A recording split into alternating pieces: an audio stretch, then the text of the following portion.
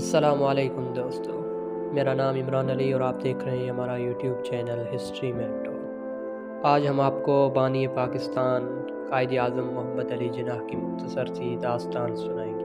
25 دسمبر 1874 کی ایک سرد صبح تھی جب کراچی کے وزیر مینشن میں ایک خوشخبری گونجی۔ جناح پونجا کے گھر ایک بیٹے کی پیدائش ہوئی۔ ماں مٹھی بھر خواب آنکھوں میں سجائے اس نوزائیدہ بچے کو دیکھ رہی تھی۔ باپ نے مسکراتے ہوئے اس کا نام محمد علی رکھا۔ کوئی نہیں جانتا تھا کہ یہ بچہ ایک دن بر صغیر کی تاریخ کا رخ موڑ دے گا۔ محمد علی جناح کا بچپن عام بچوں جیسا نہ تھا۔ وہ خاموش، طبع مگر غیر معمولی ذہانت کے مالک تھے۔ پڑھائی میں سنجیدہ اور اصولوں پر سختی سے کاربند، وہ شروع سے ہی دوسروں سے مختلف تھے۔ والد نے انہیں اعلیٰ تعلیم کے لیے انگلینڈ بھیجنے کا فیصلہ کیا اور یوں نوجوان محمد علی جہاز پر سوار ہو کر ایک نئی دنیا کی طرف روانہ ہو گئے۔ انگلینڈ کی گلیاں، بڑی بڑی عمارتیں اور وہاں کی تہذیب و تمدن جناح کے لیے ایک نیا تجربہ تھا۔ وہ لنکس ان میں قانون کی تعلیم حاصل کرنے لگے۔ ایک دن ان کی نظر اس دروازے پر پڑی جس پر دنیا کے عظیم قانون دانوں کے نام لکھے تھے۔ محمد علی جناح کو فخر محسوس ہوا جب انہیں بتایا گیا کہ نبی کریم محمد مصطفیٰ احمد مجتبیٰ کا نام بھی اسی فہرست میں شامل ہے۔ یہ لمحہ ان کی زندگی میں ایک انقلابی موڑ ثابت ہوا۔ لندن میں قیام کے دوران جناح نے مغربی سیاست، جمہوری اصولوں اور آزادی کے نظریات کو گہرائی سے سمجھا۔ وہ اکثر پارلیمنٹ کی کارروائی دیکھنے جاتے اور وکالت کے ساتھ ساتھ سیاست پر بھی گہری نظر رکھتے۔ جب وہ 1896 میں وطن واپس لوٹے تو وہ صرف ایک وکیل نہیں بلکہ ایک ایسے نوجوان بن چکے تھے جو قوم کی تقدیر بدلنے کا عزم کرتے ہیں۔ کراچی واپس آنے کے بعد جناح نے وکالت میں اپنا نام بنایا۔ ان کی دلیلیں، قانونی مہارت اور انصاف پسندی نے انہیں جلد ہی نمایاں کر دیا، مگر ان کا دل صرف عدالت تک محدود نہ رہا۔ وہ بر صغیر کے مسلمانوں کے حقوق کی جنگ لڑنا چاہتے تھے۔ 1906 میں وہ انڈین نیشنل کانگریس سے وابستہ ہو گئے۔ ابتدائی طور پر جناح ہندو مسلم اتحاد کے حامی تھے، مگر جلد ہی انہیں احساس ہوا کہ کانگریس صرف ہندوؤں کے مفادات کا تحفظ کر رہی ہے۔ 1913 میں علامہ اقبال اور دیگر رہنماؤں کے اصرار پر وہ آل انڈیا مسلم لیگ میں شامل ہو گئے۔ یہاں سے ایک نئے سفر کا آغاز ہوا۔ 1928 میں نہرو رپورٹ سامنے آئی جس میں مسلمانوں کے حقوق نظر انداز کر دیا گیا۔ جناح نے اس کے جواب میں 1929 میں دہلی میں اپنے مشہور 14 نکات پیش کیے۔ یہ نکات بر صغیر کے مسلمانوں کے لیے ایک منشور کی حیثیت رکھتے تھے۔ جناح کے 14 نکات نے مسلمانوں کے لیے ایک علیحدہ تشخص کی بنیاد رکھی۔ 1930 میں علامہ اقبال نے اپنے تاریخی خطبے میں مسلمانوں کے لیے علیحدہ ریاست کا تصور پیش کیا۔ جناح جو اس وقت سیاست سے کنارہ کش ہو چکے تھے، دوبارہ متحرک ہو گئے۔ 1937 کے انتخابات کے بعد کانگریس کی مسلم دشمن پالیسیوں نے جناح کو یقین دلا دیا کہ مسلمانوں کے لیے الگ ملک کے علاوہ کوئی راستہ نہیں۔ 1940 میں لاہور کے منٹو پارک میں عظیم الشان اجتماع ہوا جہاں قرارداد پاکستان منظور کی گئی۔ جناح نے اپنے ولولہ انگیز تقریر میں دو قومی نظریے کو واضح کیا۔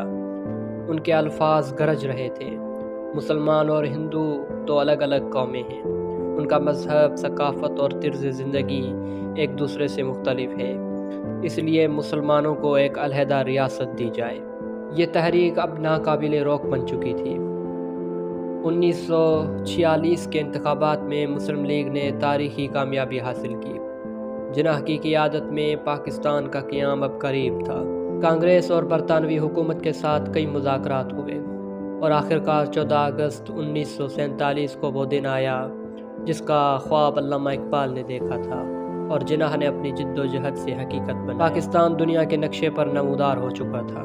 قائد اعظم پاکستان کے پہلے گورنر بنے، مگر نوزائیدہ ملک مسائل میں گھرا ہوا تھا۔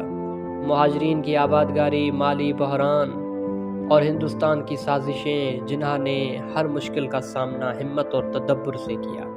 ان کا فرمان تھا کام کام اور بس کام۔ قائد اعظم نے ایک اسلامی فلاحی ریاست کی بنیاد رکھنے کی کوشش کی، مگر ان کی صحت دن بدن بگڑ رہی تھی۔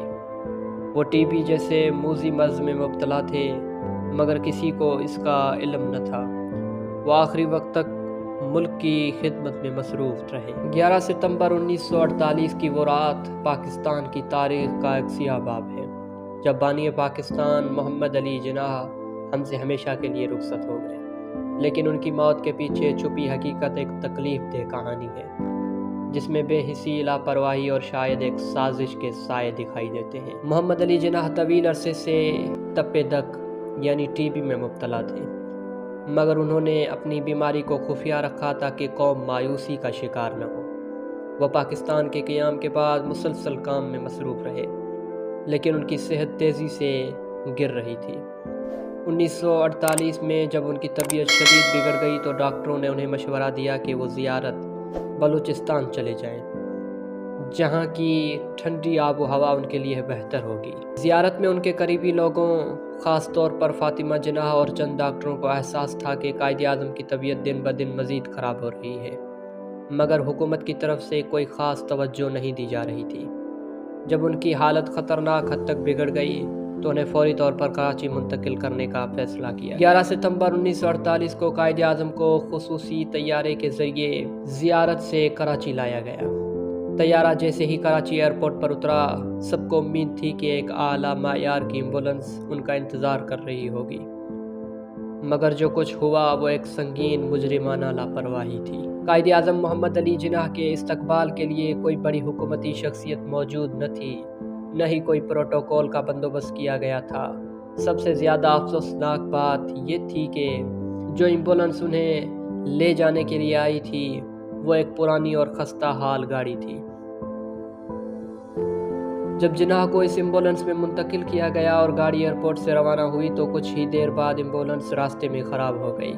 گرمی کی شدت اور کراچی کی گرد آلود سڑکوں پر پاکستان کا بانی زندگی اور موت کی کشمکش میں پڑا تھا، جبکہ کوئی مدد دستیاب نہ تھی۔ ایمبولینس کئی گھنٹوں تک سڑک پر کھڑی رہی کیونکہ دوسری گاڑی، کوئی انتظامیہ کا فرد، کوئی حکومتی شخصیت ان کی مدد کے لیے نہ پہنچی۔ فاطمہ جناح بے بسی سے بھائی کی حالت دیکھ رہی تھی۔ قائد اعظم خاموش، نیم بے ہوش حالت میں پڑے تھے۔ کچھ دیر بعد دوسری ایمبولینس کا بندوبست کیا گیا، مگر تب تک بہت دیر ہو چکی تھی۔ رات 10:20 پر محمد علی جناح نے آخری سانس لی۔ پاکستان کے بانی کی موت ہو گئی، مگر ان کے خواب، ان کی جد و جہد اور ان کے اصول آج بھی زندہ ہیں۔ یہ پاکستان کے لیے ایک لمحہ فکریہ تھا کہ جس شخص نے قوم کو آزادی دی وہی شخص بے یار و مددگار ایک خستہ ایمبولینس میں دنیا سے رخصت ہو گیا۔ قائد اعظم کی موت کے ساتھ نہ صرف ایک عظیم رہنما چلا گیا بلکہ ایک ایسی امید بھی ختم ہو گئی جسے پاکستان آج تک تلاش کر رہا ہے۔ کیا ہم نے قائد اعظم محمد علی جناح کا پاکستان بنایا؟ یہ سوال آج بھی ہم سب کے سامنے کھڑا ہے۔